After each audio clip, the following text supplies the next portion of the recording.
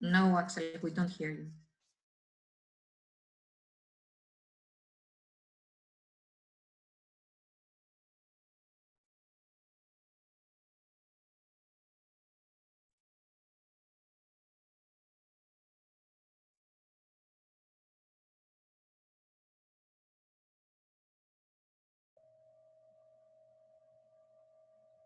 Axel, still we don't hear you.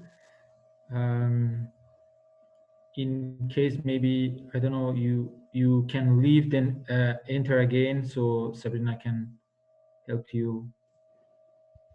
Try it again. Can you hear me now? Yes. Oh, finally. I don't know what happened. Okay, so let's start quickly then. So welcome to the session. I'm the moderator of the session. I'm Axel Thielmann from Fraunhofer ISI.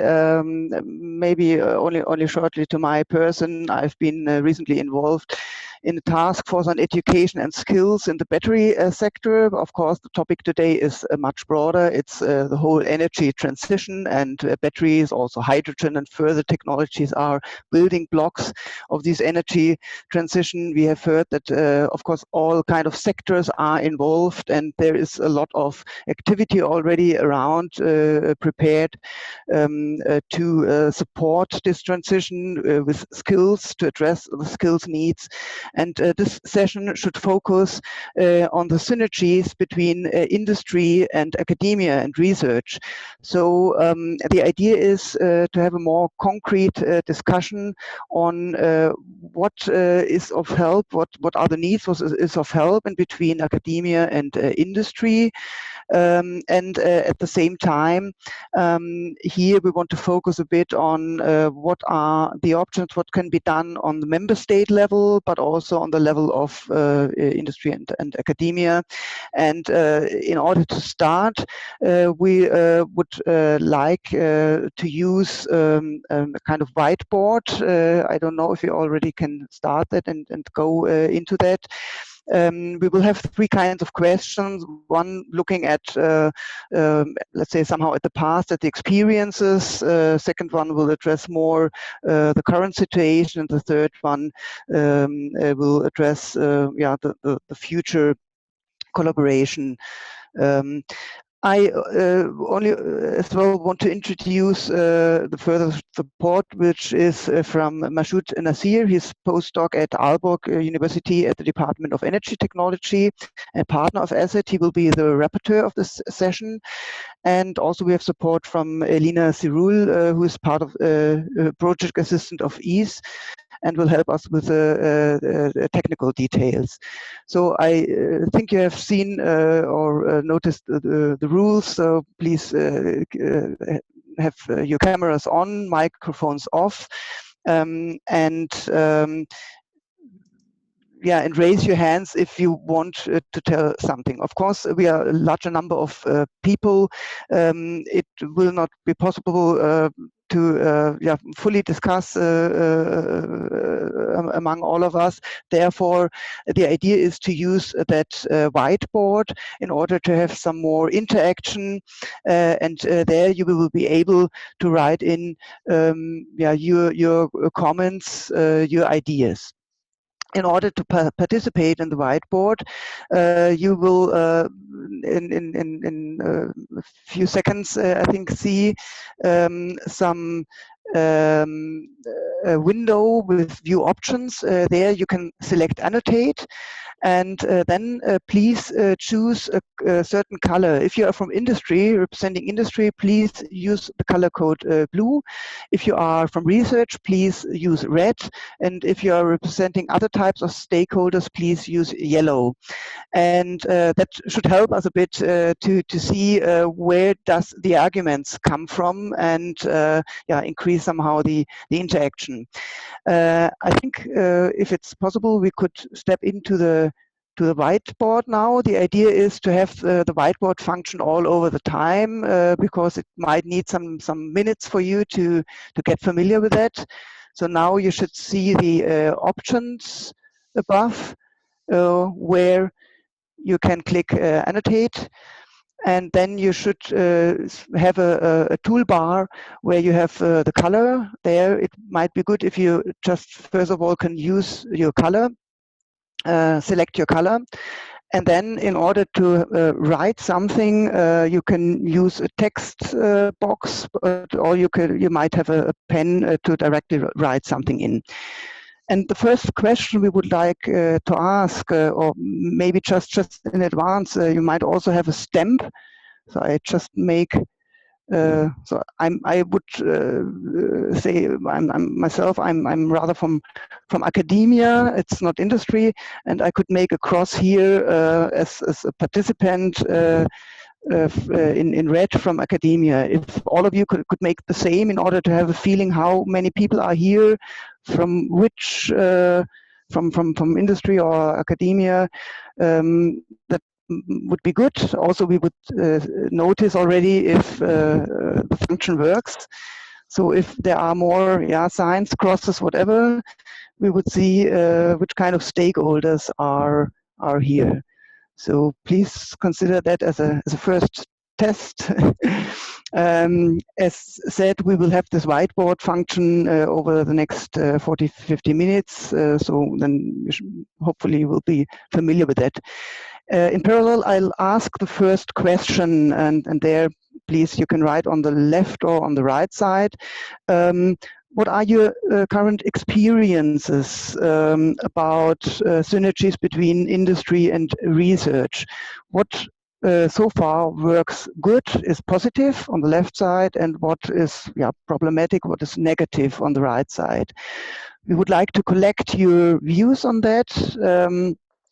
So please make your notes into the whiteboard. What are positive experiences for synergies, and what are negative experiences? I see still are working with the function of making your crosses, and also I see that we have a lot of people from academia, but not so many people from industry. Although it's written in blue now, that might come from industry, but there's a comment that what works fine is the research program.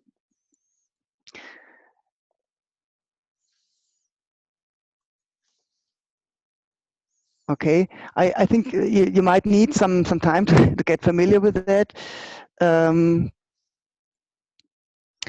But what I've seen, maybe to comment from my side so far from the first session, of course, it's recognized. So please, in parallel, write down your comments, and we can then have an interaction on that. If indeed someone wants to say something, also in order to make it more interactive, please raise your hands or turn on your microphone, and of course you're also welcome to directly tell something. Okay, so we see that's also people from industry here, or that worked in industry at least.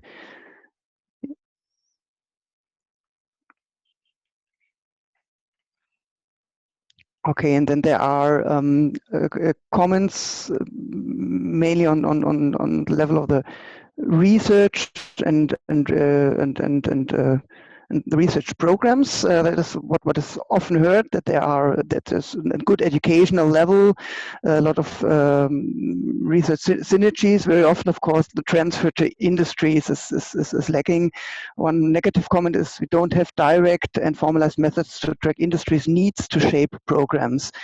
That would indeed be something what we have experienced also in our discussion with respect to the battery ecosystem, that there's a very high level of education. We heard from industry, especially the larger companies, already in the past years have done their own things in order to get people educated, to do reskilling, upskilling measures, and so on. But especially if you look at small and medium-sized enterprises, very often we hear that they do not have the means, the measures to get active, and therefore it will be more important also to understand what exactly needs are formulated from the industries and how they can be addressed. So in the morning I've seen there are a lot of lectures and things done. Question indeed would be, are they specialized enough to the needs we see, or are they not? So I also can read assessment of skill gaps. According to the time, digitalization is a new issue. We will have this in one of our further questions in the next rounds. Yeah, so please go ahead, and of course it would be good to have it in a certain sense more interactive, in order not to talk only I myself, but also to have someone from you talking. So that might be good if you look at this, filling the skill gaps, and also to grab up the digitalization. That seems to be something that is not so much developed so far, that there is further action is needed. Maybe someone from you would like to comment on that. I would like to comment. I don't see the raising hand button. Is it okay if I talk? I think it's okay, because I do not see that many people are talking around, so it's okay if you just open your microphone and talk. I see a very interesting point here, that it works, dual education and work. This is very interesting, that I see here that the colleague that wrote it considers it works, and I was wondering how this is done. Okay, we all know that maybe we have done our master thesis or a few courses in parallel with professions, in parallel to working in industry, but this was for a limited time. Now that, for example, as Felix showed, around 50% of adults will be trained, this goes to masses. So there should be specific maybe policies or other, I don't know, regulations, frameworks, how this can be done. Okay, side here. Sorry, I stopped talking.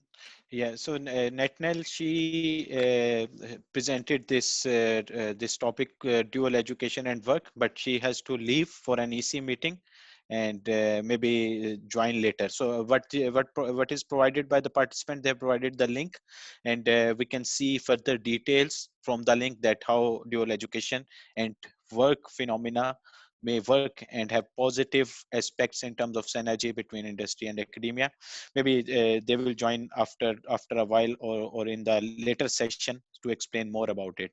But in general, as far as from my experience, the technical education in Denmark, here we have some programs like that. After high school, participants, they join both school and industry. For the 6 months they have to work in the industry, and for the 6 months they have to work in the school, in the high school. So this is kind of a starting phase where they get to know, they will start and get to know about what are the needs of the industry. So yes, this is something which is very good from the exposure point of view, that what is really needed in the industry, and if there is a formal mechanism to continue with it at higher education level. So this is somehow going to boost the synergy between industry and academia. Yeah.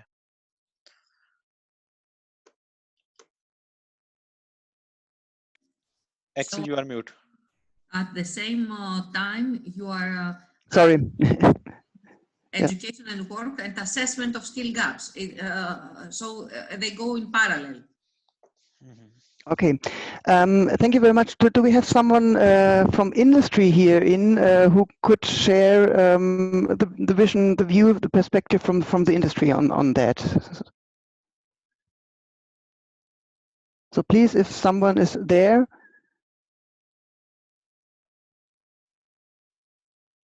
I've seen at least someone who formerly worked at Samsung SDI. Otherwise, also open. Oh, okay. Yeah. Okay, thank you. Sorry, can you hear me? Yes. Sorry, yeah, it took time to unmute.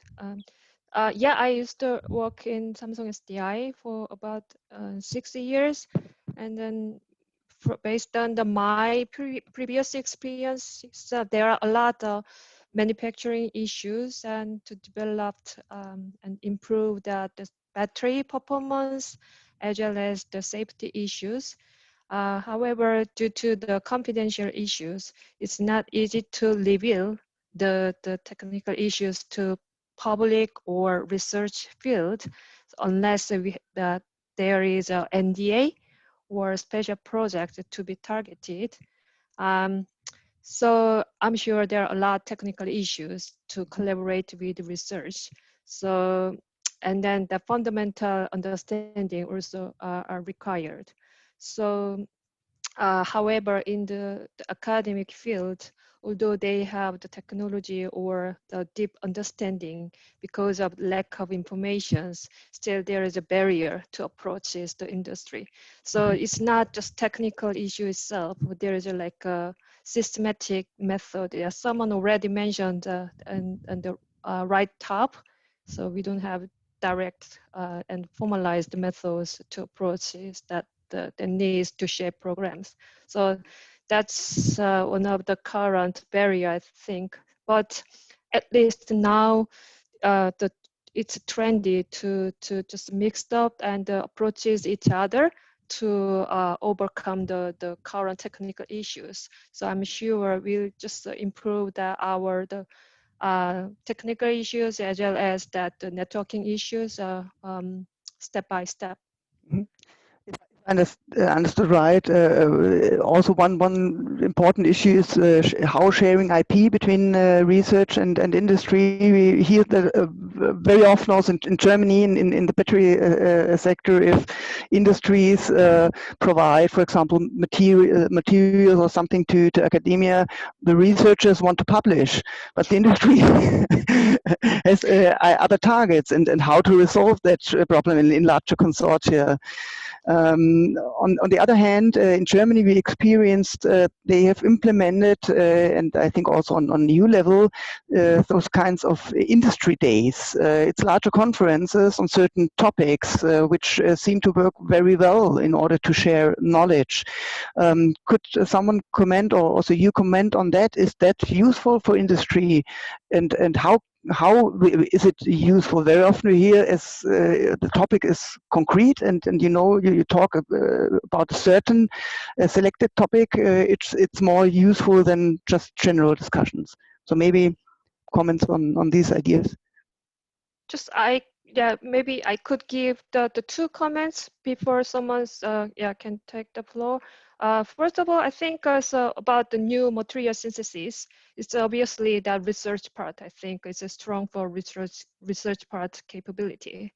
Unless the industry are very strongly focused that their own the material so interested to develop.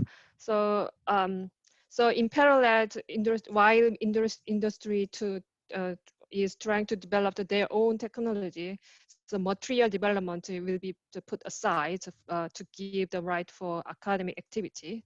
So then maybe there will be a special that relationships to grow together.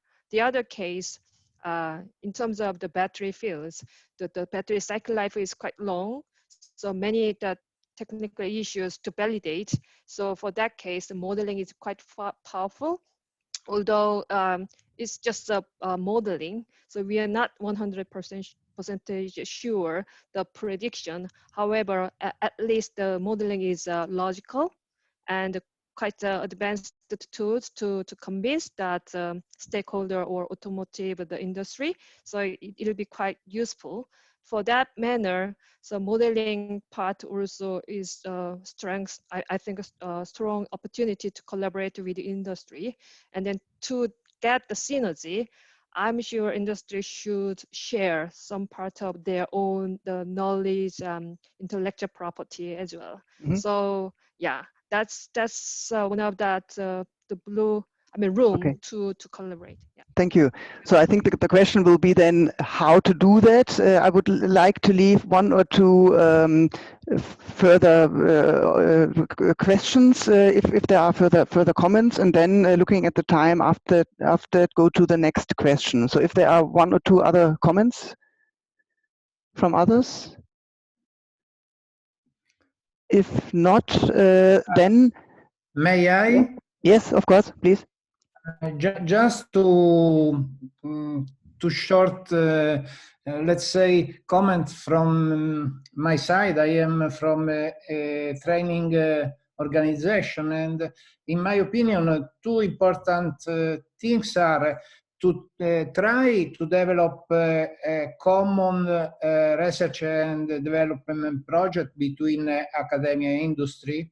And the other is try to identify tools for developing a common vision. I mean, for instance, technical platform on a specific subject. That's all. Okay. Thank you very much. Then maybe we go to the next question, which is how can member states support the synergies between industry and research? So it's more addressing, we discussed about what is good, what are the problems. We see that there is a need to address the certain problems of industries. The question is how can it be done? And we do not want to talk about the EU level. Very often or typically the educational system can be addressed on the member states. Of course, we very often hear European-wide certificates and curricula have to be adopted, for example. Again, if you go on a next screen, if we refresh the screen with a question, how can member states support these synergies between industry and research?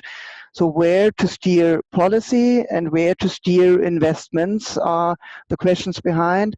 Please, the floor is open again for you to make your text boxes to comment. I would say we make it the same as we did before. You can write in your text, but in parallel, of course, please, if you have a comment directly, unmute your microphone and provide your comment. I do not think that there are too many people talking around, so please just give a sign and tell if you would like to share some idea. So how can member states support the synergies between industry? Of course, also if you say there's certain things how industries, how companies can, what can be done. The idea is to make it more concrete and not as abstract with investment in larger funding programs or something like that. No, what are potential concrete measures? So we see tax deduction possibilities for companies to contribute funds to research, as in Finland. Okay. Yes, Anders here, the Albert's project concerning batteries and electromobility. I'm not living in Finland, but I know the education system there and development projects, etc. And in Finland, it's very easy to start new research projects, small and big, since even small companies can give funding to a regional research and get tax deduction, and that creates a lot of possibilities and is a really useful instrument. I wish we had that in Sweden as well. Mm-hmm. Yes. We cannot hear you, but yeah, now. In line with what Anders mentioned, that small companies they can also contribute, and there is a possibility for tax deductions from companies to contribute funds to research. There is also a model which is called like corporate and social responsibility, CSR, corporate and social responsibility. So every small corporate or even large corporates, they invest some of their funds as a social responsibility, and so some of them, they go for health sector, to build some maybe to invest in some hospitals, or one approach can be to invest those funds, those CSR funds, into energy transition, also in terms of research, between to support the research. So this can also be applied at the state level, at the member state level, for the better synergies between industry and academia. What would be the measures, as we said before, that the industry needs have to be crystallized a bit better, have to be understood a bit better? From other discussions I learned so far that it's not only the larger, it's even more than the larger companies, it's the small, medium-sized companies, which we have a lot of across Europe, which might not have the access also to maybe digitalization tools, but also to inform themselves and have access to equipment or whatever. Do you have comments on that? How to support them in order to transfer knowledge, transfer skills, or maybe if you have also other ideas, what would be adequate measures on member state level? So my concrete question was: is something different to be done maybe for small, medium-sized enterprises? Or in general, how to concretely address the needs of industries? Yes, Anders here again from Sweden. We've had a number of projects of funding research checks for companies that want special questions researched or just illuminated by a previous research that we don't know the answer on this question, and we would like to have research help, and the project helps with a check for a number of thousands euros for the university and the company to work together on a specific question, and that has been very popular. The research checks. Okay. Other comments? Yes, please. Nelly? Yes, we need the flexibility so that the SMEs can reach research institutes and funding for this joint program, which is not very often the case. I mean, flexible and short programs usually are very difficult to find, or even more difficult to win. And this makes this discourages many times SMEs to go this direction. Okay. With closer links and less bureaucracy there. Okay, I also had the impression, as what we've seen this morning, that meanwhile on EU level it's well organized. There are a lot of programs and projects directed to the skills issue. If I look at Germany, for example, I know we have done a lot on battery technology development in the past. Now it's large initiatives on hydrogen and further technologies, but the addressing the skills and the educational systems, I do not see, or maybe I'm not experienced in that, but I have the feeling that at the moment we see something like a platform building out on EU level. If you compare that, what do you think? Are the member states, do they have to do more, or did they do their job already? How would you comment on that? And maybe how would you transfer that in recommendations for the member states? At least in Greece, it is a nightmare to find the national programs are very difficult and complex. Usually SMEs do not go for such programs.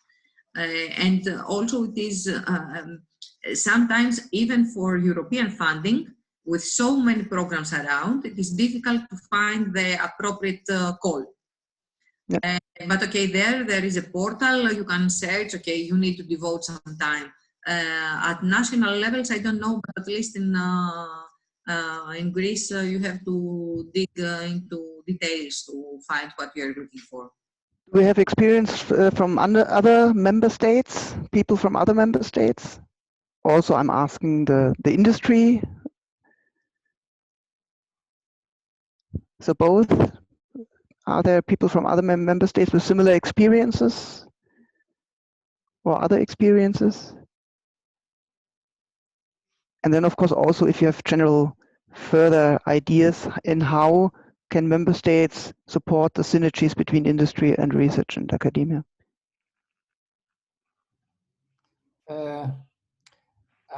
I think that one option could be at the national level to promote a pooling of SMEs in order to identify common research need. Mm-hmm.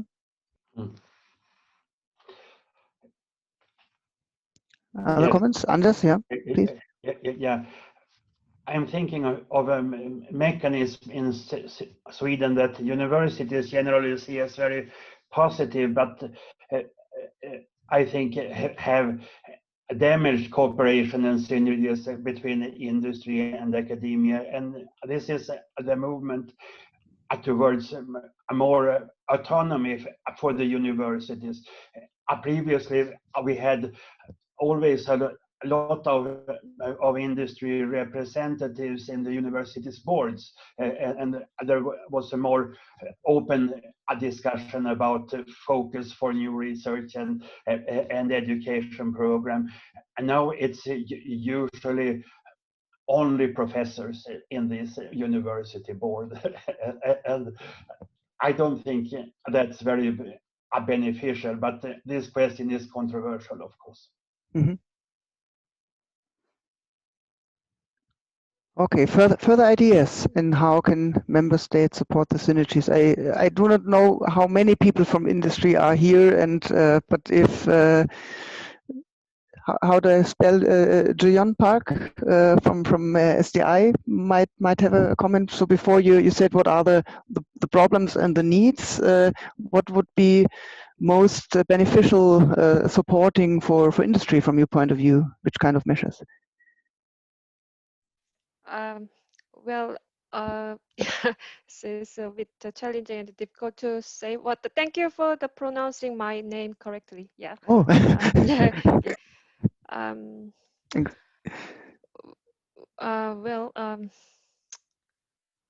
That's why I'm joining this the ASSET programs to share and to get more idea to execute practically. Yes, I think so someone already mentions that the top management's will or government's policy will be useful rather than just the bottom-up approaches. I think we already have the very intimate networking, and then some people or also have the relationship with industry, but just in person rather than just official way. So to strengthen this cooperation, the opportunity, maybe from the top to the willpower will be helpful to generate or create the program or encourage any benefit to support this networking. Sorry, I could not think about that the detailed example at the moment, but that the management or political manner rather than the more actual the plan will be more required at the current stage, I think. Okay, comments from the others or additions from the others? Another. Yes. Yes, please. Okay. Another important things in my view is to secure a stable legal framework for R&D programs in the short medium term. Mm-hmm. How could you explain it a bit more? How could it be done, or what? Make it a concrete example. But I think, for instance, in Italy, there are a lot of incentive schemes that have a short duration. So it is not good for economic operator to enter such a scheme without any ideas on how long this scheme will be in place. So that is an important thing to know if some support scheme, for instance, to make energy audit will be there after 2 or 3 years and so on. Okay, so as I understand, right, it's a need for common legal framework, but also for a duration for continuous support. And also I hear a lot that it's very often looking at tax deduction and looking at some funds, but it has to be received by the right one. So make it available for SMEs, for the right stakeholders, for the right groups. Is that something we could summarize somehow? What would be main important measures? It is a question also to get a credibility from this operator in order they can really seriously take into consideration the possibility to start this kind of cooperation between industry and academia. Yeah. If we look at the investments, so we all know that the energy transition will cost over billions of the euros in the next years. If you compare to that what is done on the level of education and skills, do you think the investments also have to be increased, or is the extent, the amount, what is done, is that already fine? What do you think? Because also, for example, I heard already sometimes, well, that's fine, there are a lot of trainings and webinars and everything, but if you look at the concrete trainings, very often it's restricted to 4 to 10 people, I don't know, but we are talking about hundreds of thousands of people across Europe who will have to be trained, who will have to be educated, reskilled, upskilled in the future. So do you have comments on that? Do you agree? Do you disagree? I disagree. Yes, please. Why? Yes. So sorry, I jumped in a bit late into this meeting and not sure about all the content you already discussed, but I totally disagree about the number. That means we need trained people, that's clear, but we should not ignore that the industry itself educates their people also at their very specific level. So we are talking each time about academic education or training, whatever, probably in very specific cases. But our experience is that if we will get people from industry who are willing to be trained or further educated, potentially with an additional certificate, whatever, double master or whatever, this is up to 90% based on their own willingness. On their own willingness. Mm-hmm. That means it was not arranged or get not arranged by the chiefs or whatever, or by the industry. This is their own willingness. Mm-hmm.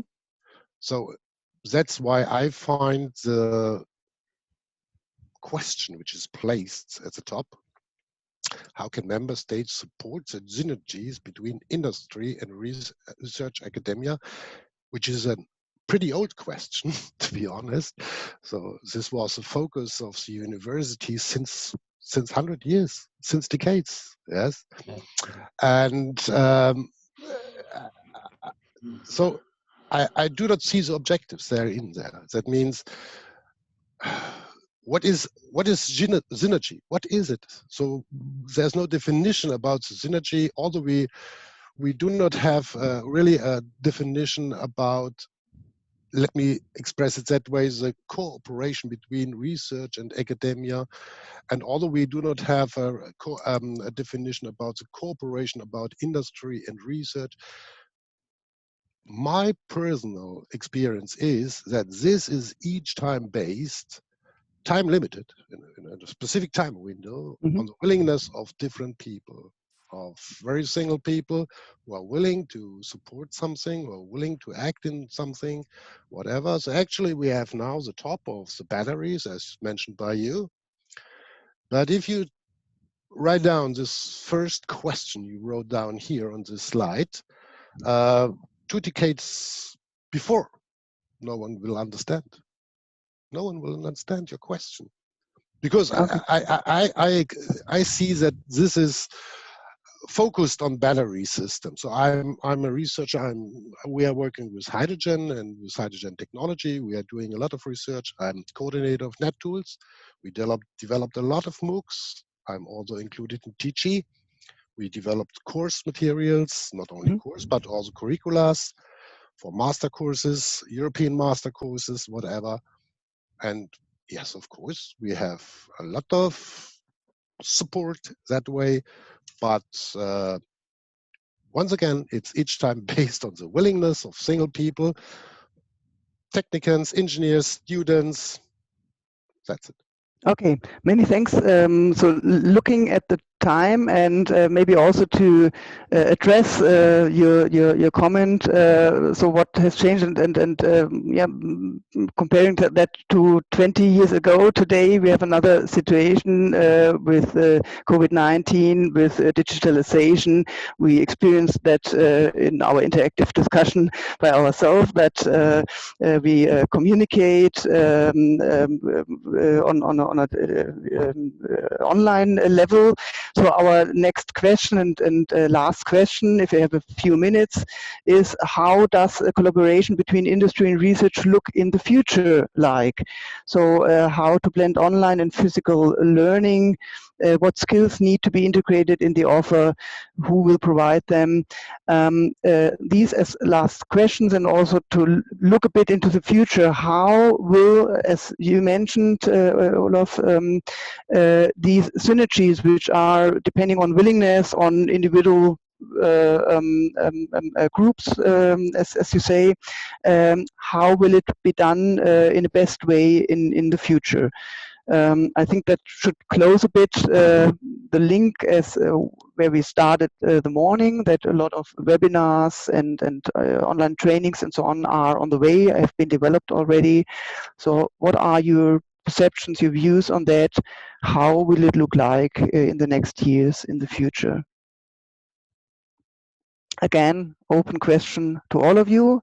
I think we have only a few minutes left.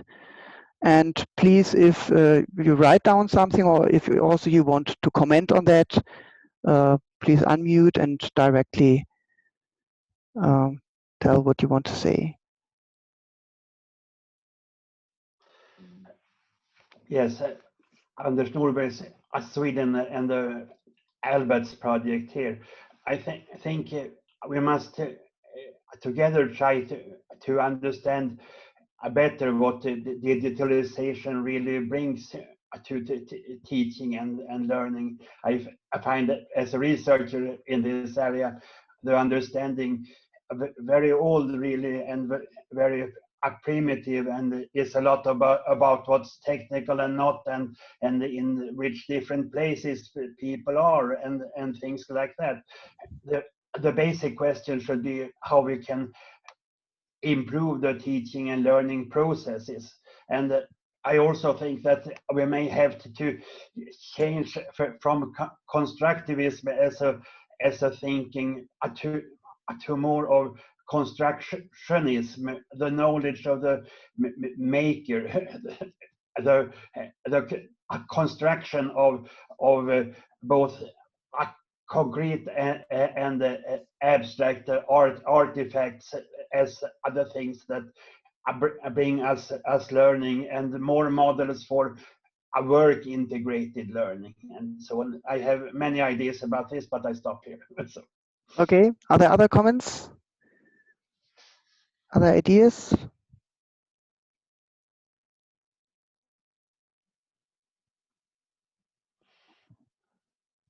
So one or two other ideas would be nice. So yeah. yeah, so it's me. I think we should better not ignore that the technologies, available technology actually, and which will get further developed in future, will influence education and training. That means how it will get performed and executed in a essential way. That's clear. That's clear. At that stage, you have to ask yourself if you like to make a copy and paste from what is actually available or not. That means we are asked to implement and develop own ideas on how is education and training get provided in the next future. And this could really done in a very, very different way. So we do not have to lose, we have only to win. But what we are missing actually is new ideas about how to go on with education and training. Very interesting. Not to copy the old style, which is actually developed. And if you go on edX or Coursera or whatever, you find thousands of courses, and you ask yourself, why are these courses not used?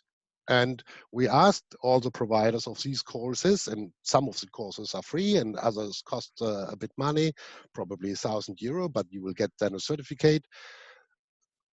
They do not have an answer. They do not have an answer. I'm not willing to